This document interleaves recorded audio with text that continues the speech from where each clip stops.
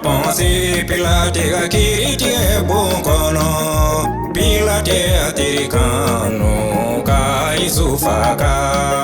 Yesu tuma jala kifi u Pilate nyekoro nga Pilate atirikano ka isufaka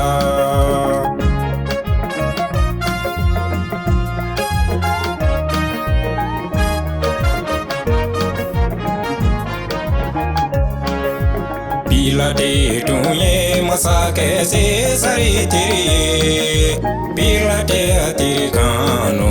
ka Yesufaka Elize ka barade nye Apollo fe konia Amasira Allah nye akera kunatoye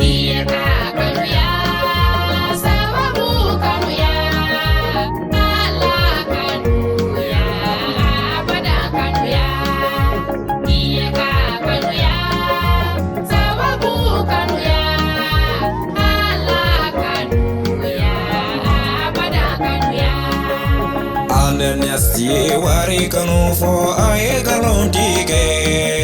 Amasira Allah nye wari anije Safura ye wari kanu fo aye galontike Amasira Allah nye wari anije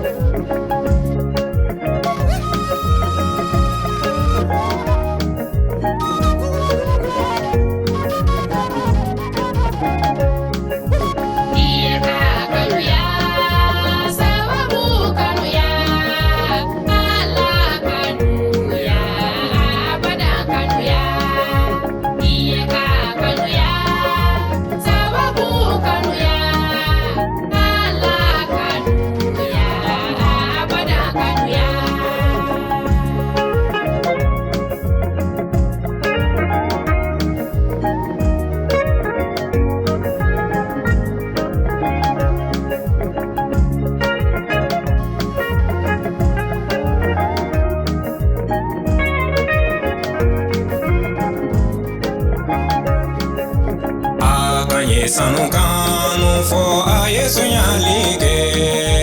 Amasira Allah ye sanu yakakache